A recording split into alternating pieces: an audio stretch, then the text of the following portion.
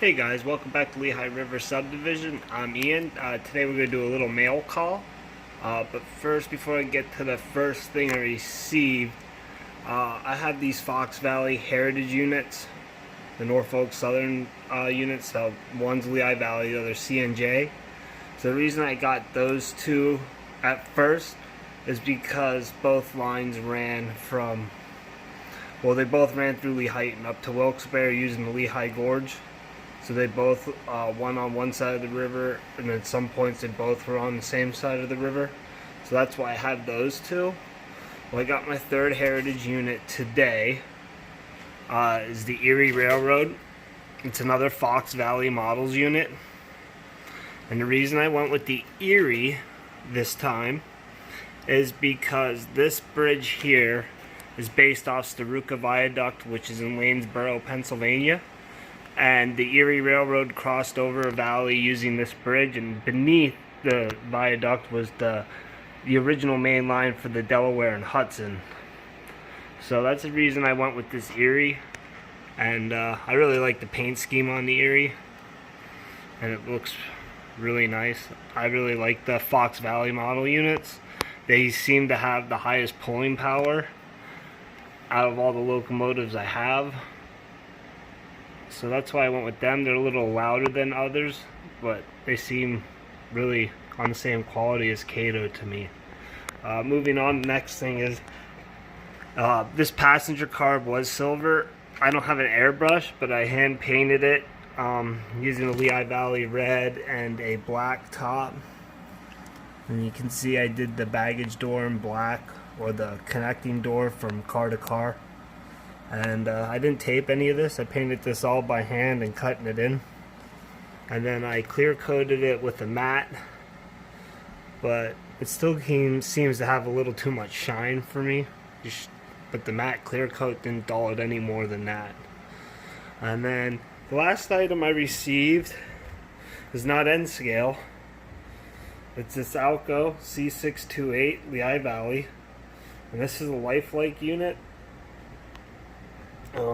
This is the box, so I'm assuming it's from about 1980. And the little story on this unit is I was watching this item on eBay for about a month. I found it in the N scale. It was listed for $25. The guy sent me an offer for, I think it was like $17. So I bought it and got it shipped for $22. It says it was never run.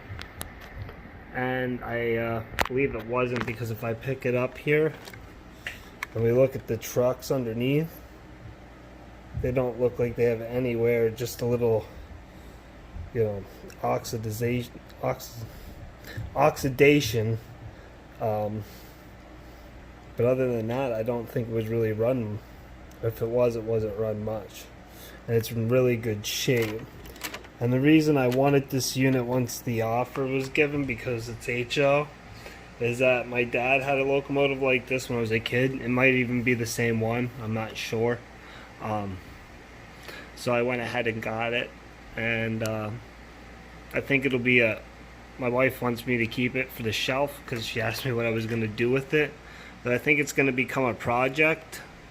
Probably going to try to add DCC sound to it and detail it, and just keep it in case I ever go anywhere where somebody has an HO layout, and I'll have a locomotive to run. And this paint scheme was known as the Snowbird.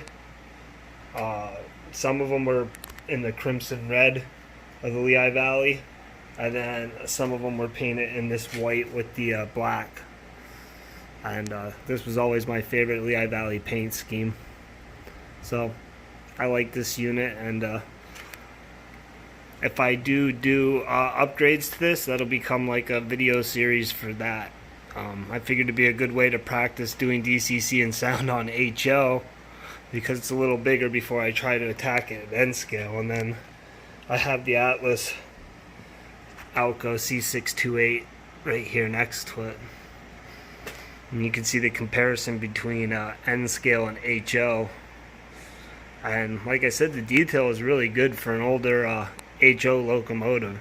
And I think that's the one benefit the guys in HO have over N scale, is there's a lot of older stuff you can buy for cheap.